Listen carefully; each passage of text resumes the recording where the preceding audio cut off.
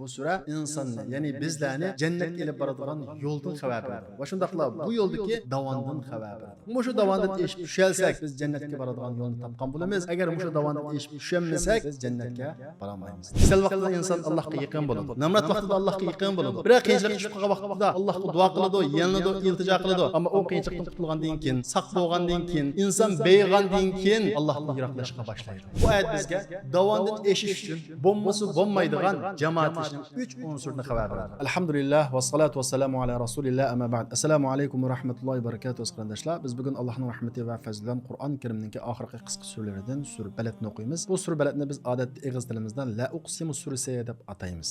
Xo'sh, unda bo'lsa, bu sura nima haqida to'xtaldi desanglar, bu sura Kögünümüzde Mekke'len qasam qilinib Peygamberimiz Muhammed aleyhisselamga Mekke'nin fethi bilan bisharat berdi. Va shundaqla Adam atimiz ve onun evlatları ve yoki İbrahim aleyhisselam ve onun oğlu bo'lgan İsmail aleyhisselam bilan qasam qilinib turib, ma hayotninki mohiyatidan xabar berdi. Va shundaqla bu sura inson kuchlangan vaqtida, saq bo'lgan vaqtida, bilimli bo'lgan vaqtida o'zini qanday o'ylab qoldiganligidan iborat insonniki g'aflatidan xabar berdi. Va shundaqla bu sura insonni, ya'ni bizlarni jannatga ilib boradigan yo'ldan xabar berdi. Va shundaqla bu yo'ldagi davondan xabar berdi. Mushu davondan eshib tushalsak, biz jannatga boradigan yo'lni topgan bo'lamiz. Agar mushu davondan eshib tushanmasak, biz jannatga bora olmaymiz. Demak, bu sura biz uchun nihoyat muhim bo'lgan bir sura. Xo'sh, unda bo'lsa biz old bilan surani bir o'qib o'tib, ondan keyin oyat-mayat tushunishga tirishaylik. A'udhu billahi minash shaytonir rojim. Bismillahirrohmanirrohim. La uqsimu bihadzal balad wa anta hillum bihadzal balad wa walidin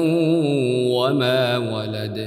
لقد خلقنا الإنسان في كبد أيحسب أن لن يقدر عليه أحد يقول أهلكت مالا لبدا أيحسب أن لم يره أحد ألم نجعل له عينين ولسانا وشفتين وهديناه النجدين فلاقتحم العقبة وما أدراك ما العقبة فك رقبة أو إطعام في يوم ذي مسغبة يتيما ذا مقربة أو مسكينا ذا متربة ثم كان من الذين آمنوا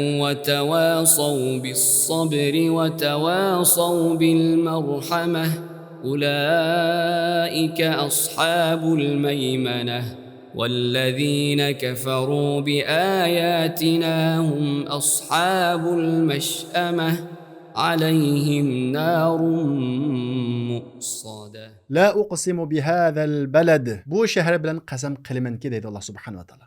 Qaysi shahar? Makka bilan qasam qilamanki deydi Alloh subhanahu va taolo. Va anta hillum bihadzal balad. Ey Muhammad, sen bu shaharda cheklanmaga uchramaysan. Buni biz tushunishaylik. Va validi va ma walad. Ati bilan va uning avlodlari bilan qasam qilamanki, laqad xalaqnal insana fi kabad. Biz haqiqatan insonni jafo mushaqqat ichiga yaratdik. Ayahsabu an lam yaqdiru alayhi ahad. O insan özge hiç kişinin gücü yetmeydi dep oylamdı. Yaqulu ahlaktu malan lubada. O insan men köp pul hacledim, mal hacledim deydi. Ayahsabu an lam yarahu ahad. O insan bunu hiç kişi görmedi dep oylamdı. Alam nec'allahu aynayn. Biz onunğa iki gözünü bəmedikmi? Ve lisanen ve şafatayn. Bir til iki kalpukni bəmedikmi? Ve hadaynahun najdayn. Biz onunğa toğra ve hatani, yaxşı ve yamanni bildirmedikmi? Şu yollarni onun körsetmedikmi? Falaqtahamal aqaba. Şundaqtımı o davandın aşmadı. Ve ma adrake mel aqaba. Sen o davandın eşinin nemi hikayelikini bilemse, fakku raqaba. O kul azat kılıştır. Ev it'amun fi yevmin zi mesgaba. Ya ki açaçlıq günde taam biriştir. Yetimen za maqraba. Özüge tuqqan kildigaytin bolsun. Ev miskinen za metraba. Ya ki öysüz qalğan miskinler bolsun. Thumma kana minellezine amanu ve tevasav bis sabr. Yuqarqı işlerini qilishlan birge öz ara səvrini tavsiye qilishqan ve tevasav bil merhama ve öz ara künüşni tavsiye qilishqanlardan buluş. Mana bu davandın eşittir. Ulaik ashabul meymene. Ula bolsa saadatmen kiladır. Vellezine keferu bi ayatina hum ashabul meş'eme. Bizning ayetlerimizni inkar qilganlar bedbextleridir. Aleyhim narun mu'sada. Ular işikleri taqalgan dozaq sunudu deydi. Qarab baxadigan bolsaq Allah subhanahu va taala bu suraninki birinci ayetini nim bilan başladı? Mekke şehri bilan qasam qilib turib başladı. Nimda? La uqsimu bi hadal balad. Bu şehre bilan qasamki, ya'ni Mekke bilan qasamki, va anta hillum bi hadal balad. Sen bu şehirde çekilmege uçurmaysan deydi Allah subhanahu va taala. Yani ey Muhammed, sen bu şehrini azat qilish yo'lida sana urush halal qilinadi, ya'ni sana haram bo'lmaydi. O vaqt sen urush qilib Mekkeni fath qilasan degan ma'ni bildirdi. Yani bir ma'nisi va anta hillum bi hadal balad degan sen bu şehirde tursan, xotirjam tursan. Yani şehir azat bulup, fethi bulup sen hazırga o'xshash kafirlar, mushriklar tarafidan çekilmege uçurmaysan, sen bu şehirde tursan degandan iborat bir bisharatni o'z ichiga oladi. 3-chi oyat Allah subhanahu va taala va validi va ma walad, ata va uning avlodlari bilan qasam deydi. Ondan maksat nima? Adem aleyhisselam ve onun avlatları bilan qasamki laqad xalaqnal insana fi kabad. Haqiqatan biz insonni japa mushaqqat ichida yaratdik. Bu ayet nurgun kişilerin suallarına cevap verdi. Mesela bulup mu yaşla? Hayattan huzur alanmadım, huşallık alanmadım, hayatta bəxt ne degan nurgun suallarını izleydi.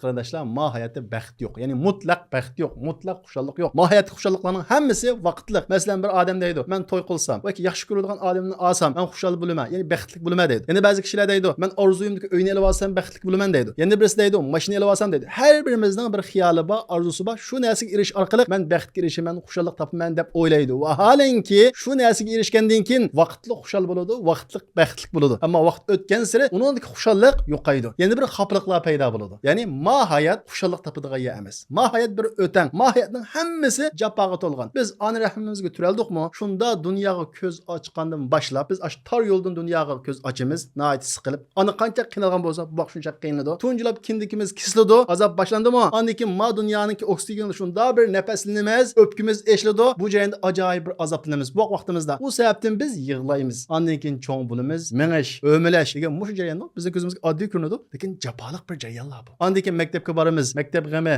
topshiriq g'ami, imtihon g'ami. Andan keyin o'qiymiz, o'qish bitiramiz, universitetlarni bitiramiz. Andan keyin xizmat tepish g'ami, xizmat tepib bo'lgandan keyin to'y qilish g'ami, to'y qilib bo'lgandan keyin uyni qanday ilib meğish g'ami. Qarab baqadigan bo'lsak, ma hayotda jafo mushaqqat tugamaydi. Meyli qaysi tarafdan qalaylik, dünyada jafo mushaqqat asla ve asla tugamaydi. Masalan, yaş vaqtimizda, kuchimiz bor vaqtida, aqlimiz o'tkir vaqtida ko'p hollarda pul bo'lmaydi. Pul bo'lgan vaqtimizda biz yashinib qolgan bo'lamiz, qirib qolgan bo'lamiz. U yaş vaqtidagi energiya, kuchlar bo'lmaydi. Demak, mohiyatda 9'u tel bo'lmaydi insonninki. Bu hayatınki mahiyeti. Allah subhanahu wa ta'ala bu ayet arkalık ey insanlar huşallıklı mahiyetini izlemenglar. Mahiyeti biz silahını bir japa mushaqqat, kebet yani ter akkuzduğun, japa tatquzduğun muş şekilde yarattık, muş japanın içi yarattık deydi. Ama biz hemmimiz bundan bir azaplanımız şunda var. Bir aram bulumuz. Hemmimizden bir huşallık ilişkisi var. Bu nemini bildirdi bilemizler? Bu ahiretinin ba ikenligiga bir aqliy delil, his duygu cihetdeki bir delil. Bir bilikni sudun şunda ilip teşvik koysak suğu intilidi. Çünkü o suda yaşaş üçün yaratılganlık üçün. İnsanni Allah subhanahu wa ta'ala daim xushal bo'ladigan, cheksiz xushal bo'ladigan, rahat yashaydigan qilib yaratgan. Ya'ni biz asli bile xuddi sud yashash uchun yaratilganga o'xshash, biz insonlar jannatda yashash uchun yaratilgan bir insonlar. Ana shunday bir rahatga, ana shunday bir xushallikqa biz uyg'un shaklda, ana shunday xushallikqa, ana shunday bir baxtga nisbatan bizning qalbimizda cheksiz bir intilish bor. Ammo bu intilish ma dunyoda qanmaydi. O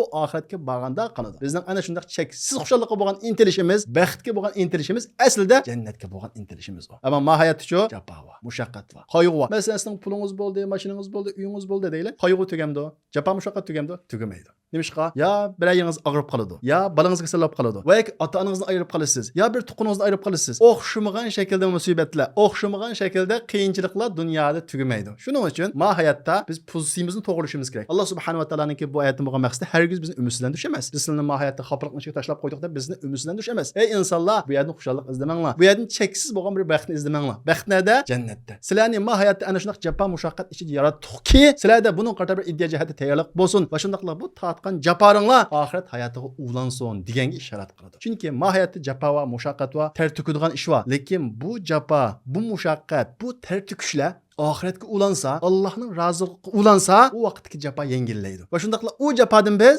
huzur olamiz. Masalan desak, haj qilish jafomi, jafo emasmi? Jafo. Umr qilish, yuguraymiz, Kəbini tavab qilish japa emasmi? Japa. Ammo qaysi birimiz hajga vaqtda deb ketdik. Shunchalik japa, lekin onun ichida bir xil huzur bor. Shunchalik qiyinchilik bor, ussizlik bor, lekin onun ichida bir xil huzur bor. Nima uchun? U japa oxiratga ulangan. Masalan, eng qiyin ishlardan birini desak, jihad qilish. Nəhayət ig'ir bir ish bu. Qiyin bir ish bu. Nima uchun ba'zi kishilarning qalbida ana shunday jihad nisbatan o't bor. Nima uchun ba'zi kishilar jihad qilib turib undan huzur oladi? Urush ya bu. Nəhayət ig'ir bir ish bu. Nima uchun? Chunki uningdagi japa nega ulangan? Oxiratga ulangan. Demak, bu oyat orqali biz hayotga pulsiyimizda to'g'rilishimiz kerak. Hayotdan xushallik izlamay, xushallikni oxiratdan izlab, hayotga tortilgan jafolarimizning hammasini oxiratga ulib etsak, hayotdagi japa mushaqqatli qanday qiladi? Azlaydi. Shuning uchun Alloh subhanahu va taolo bizga bu oyatda laqad xalaqnal insana fi kibad. Biz insonni japa mushaqqat ishda yaratdik. Ey insonlar, sizlar hayotda japa mushaqqatdan qutula olmaysizlar. Undaq bo'lgan ekan, sizlarning japa mushaqqatinglar Alloh uchun bo'lsin, oxirat uchun bo'lsin, haqiqiy xushallik bo'lgan, haqiqiy baxtli yashaydigan abadiy hayot bo'lgan jannat uchun bo'lsin deganga ishorat qilgan bo'lishi mumkin. Vallohu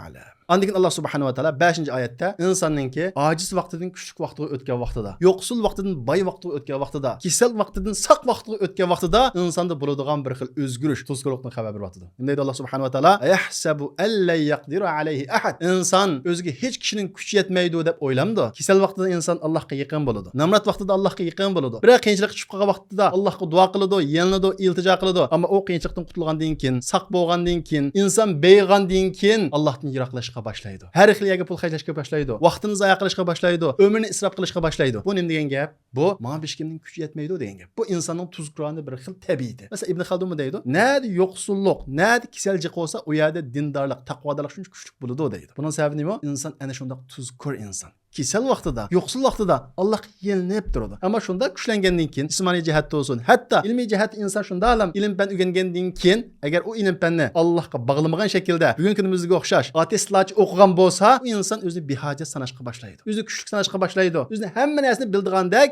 sanashga boshlaydi. Bu insonning tabiati bu. Lekin o'ylab baqadigan bo'lsak, bizning u kuchimiz bilan qilolmaydigan nurg'unlagan ish bor. Shu Alloh subhanahu va taolo bizning haddimizni oshmasligimiz uchun yahsabu alla yaqdiru alayhi ahad. Bu inson o'ziga hech kishining kuchi yetmaydi deb o'ylamdi. Yaqulu ahlaktu malal lubada. U inson men ko'p mol xarjlab yo'q qildim deydi. Yani Allah subhanahu wa taala bir inson o'zining haddini bilmagan vaqtida xarjlagan puli bilan faxr qiladi. Ya'ni to'g'ri yo'lga bo'lmagan gunoh ma'siyatga, o'zining quruq orzu, havaslariga xarjlagan puli bilan ko'z qilgan xarakterdan bizga xabar berib va halanki Allah subhanahu wa taala bu yerdagi pul xarjlashni qaysi xil so'z bilan ifodaladi? Ahlaktu. Bu inson ko'p molni halok qildim deydi. Ya'ni u inson xarjladim degan bo'lsa, Allah subhanahu wa taala halok qildim deb so'zlaydi. Demak, to'g'ri yo'lga xarjlanmagan, quruq havaslar xarjlangan pulning hammasi u infoq emas, u bir halokat, u bir yo'q qilish. Demak, inson haddidan oshgan vaqtida o'zi kuchlangan vaqtida, mana bir odamning kuchi yetmaydi deb his qilib qolgan vaqtida mana shunday pullarni kas-kamas yo'llarga xarjlaydi. Bir odam hargizmo mana hech kimning kuchi yetmaydi demaydi. Bu bir musulmon mana hech kimning kuchi yetmaydi deb buni ig'iz demaydi. Lekin u amaliyat orqali isbotlanadi. Qanday isbotlanadi? Ana shunday pul mollarini isrof qilish orqali, halok qilish orqali, ahamiyatsiz quruq urullarga xarjlash orqali, halok qilish orqali mana hech kimning kuchi yetmaydi degan bu gapni amaliy hol bilan deydi. Shuning uchun bir odam yo'qsul vaqtida noyat taqvo, ammo beg'a vaqtida Allohdan yiroqlashgan bo'lsa, kasal vaqtida noyat taqvo, saq vaqtida Allohdan yiroqlashgan bo'lsa, ilmsiz vaqtida Allohga noyat yaqin, Alloh taolo ilm bergandan keyin Allohdan yiroqlashgan bo'lsa, bu odam mana hech kishining kuchi yetmaydi degan bu so'zni amaliy harakat bilan degan bo'ladi. Shuning uchun har birimiz o'zimizni tekshirishimiz kerak. Mening burunqi holatim bormi?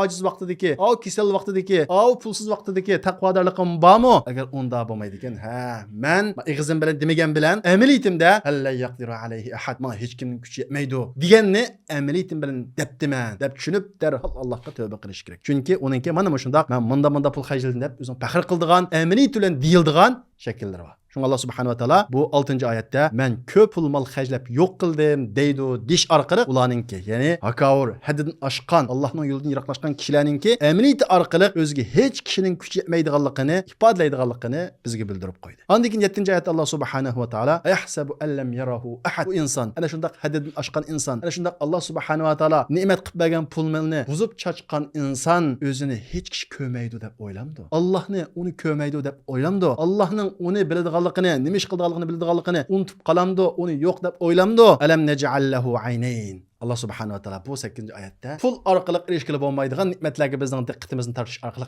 ey insonlar sizlar ojiz. Allah subhanahu wa taolo azroq ne'mat bersa, mayli pul bo'lsin, mayli saqliq bo'lsin, mayli ilm bo'lsin, shuning bilan ko'ranlab ketsizlar. Nurg'un narsalar va pul bilan sizlar erishgan ilm bilan sizlar ega olgan narsalarning hech qaysini unga erishamaysizlar deb Allah subhanahu wa taolo biz uningga ikki ko'z bermadikmi deyish orqali sizlar ma'nosiga hech qanday bir kuchinglar bilan, sizlarga berilgan hech qanday bir ne'matlarga erisholmaysizlar. Bu Allohning ne'mati deb pul kuch bilan setib olib bo'lmaydigan bir ne'matga ishorat qiladi. Amaliyot qarab qaraydigan bo'lsak, Alloh subhanahu va taolo bizga bu ko'z ne'matini ajoyib bir mo'jizaviy shaklda bergilikki, asrashimiz uchun so'ngakning orasiga, yana bir yerga tegisimi urilib ketmaydigan shaklda o'rlashtirgan. Va shundaqla har xil ziyondan saqlash uchun uni kirib o'rlashtirgan. Va shundaqla ko'zning namligini saqlash uchun ko'z yumilib, eshilib turadigan shunday xususiyatlar yaratgan. Qaysimiz bilamiz, bir kunda ko'zimiz qancha qatim echilib yepiladi? Bilmaymiz. Chunki uni biz qilmadik. Uni Alloh qilyotdi. Bir kunda ko'zimiz taxminan 70 ming qatim atrofida echilib yepiladi. Agar shunday echilib yepilib turmasa, va ko'zimizning ko'rishiga daxli yetadi. Kim qilyotdi? Alloh qilyotdi. Buni puldan qila olamiz. Agar ko'zimiz ko'maslab qolsa, uni puldan asli keltira olamiz. Pul bilan ko'zimiz yiroqni ko'rmay qolgan vaqtida uni uchuqroq ko'radigan qilib bo'ladi. Ya'ni nihoyat oddiy ishlarni qilib bo'ladi,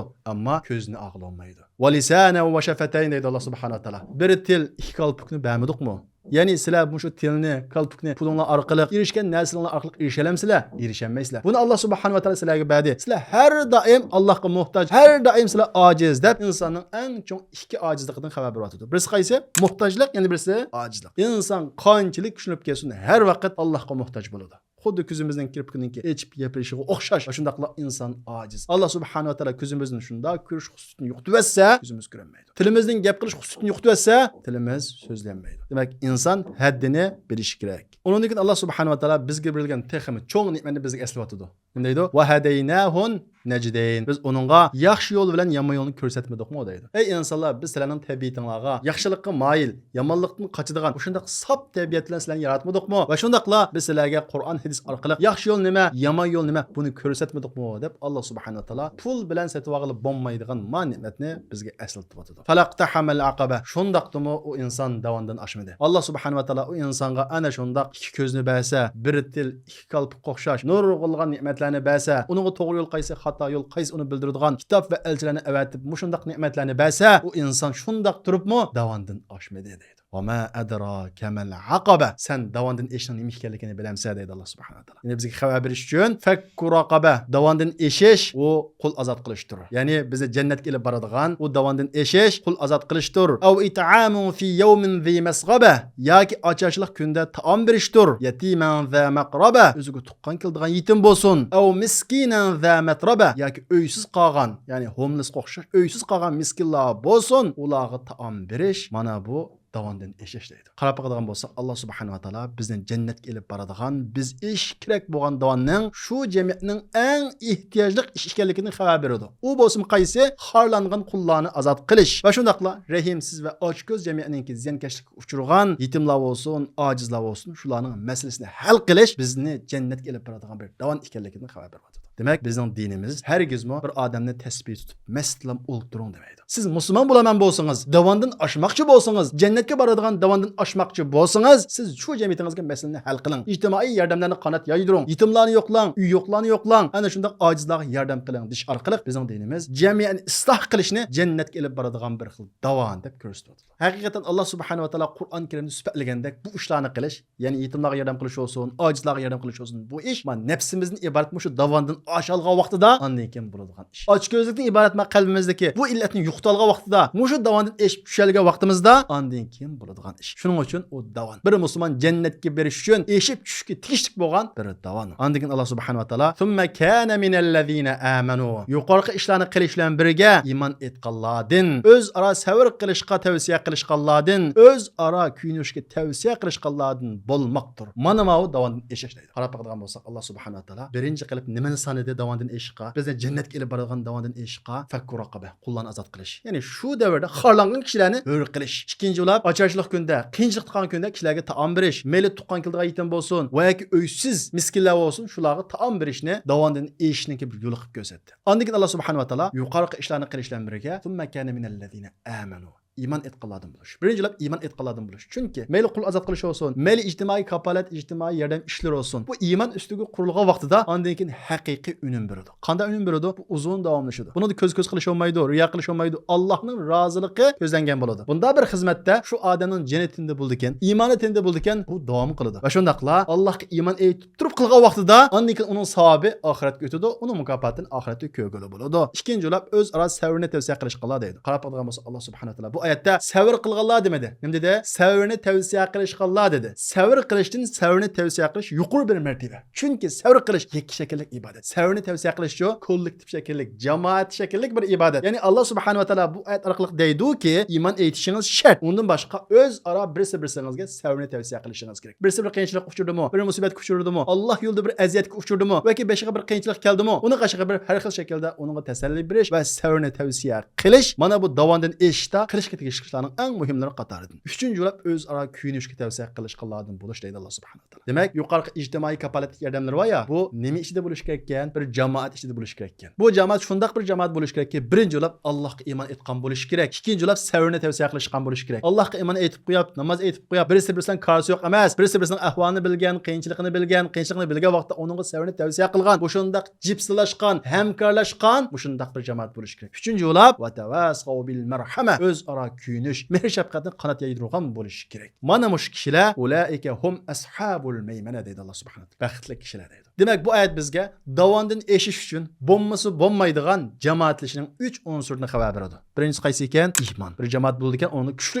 iymon bo'lish kerak. Ikkinchisi sabrni tavsiya qilish. O'zi ham sabr qilish emas, o'zi sabr qilib, boshqalar qiyinchilik uchragan vaqtda uning holiga yetib, uningga sabrni tavsiya qilish. Uchinchisi marhamat. O'z ara kuyinish bo'lish kerak. Kuyinish bo'lmaydi ekan, birisi bilan qarshi bo'lmaydi ekan, bu jamoat xususiyatini yo'qotgan bir jamoat bo'ladi. Mana shundaq jamoatlashgan vaqtida, ondan keyin yuqorqi oyatda bayon qilingan qul azod qilish deymiz masalan. Bugungi kunimizda yo'q, lekin bunda asrlar bo'lib qolsa masalan. Ondan keyin miskinlarga tamoq qilish olsun, ondan keyin yetimlarga tamoq qilish olsun, homeless uy yo'qlarga tamoq qilish olsun. Shularning hojatining hammasini bu jamoatlashgan vaqtida ondan keyin qiladi. Demak, bizga ma oyat bir islomiy jamiyatning qanday qurilganligi, qanday mustahkam bo'lganligini xabar beradi. Islomiy jamiyatda iymon asos bo'lishi kerak. Hamma odam Allohga ishonadigan shaklda bo'lishi kerak. Hech bo'lmaganda ko'p sonliq shunday bo'lishi kerak. Ondan keyin o'z ara sabrni tavsiya qilishgan bo'lishi kerak. Ya'ni birisi-birisining ahvolini biladigan bo'lishi kerak. Uchinchi yo'lab birisi-birisi kuyinadigan bo'lishi kerak. Kendimizga namoz o'qiydigan jamoatni yig'ib qo'yib, qanday qiyinchilik va nima ishi va qanday bir musibat beshiga keldi, undan qarshi yo'q, men jamoat topildim desak, bu haqiqiy jamoat bo'lmaydi. Bu bir islomiy jamoat bo'lmaydi. Bu davondan eshib tushalaydigan jamoat bo'lmaydi. Ulaika hum ashabul maymana. Ana osh ishlarni qilganlar saodatmand kishilardir deydi.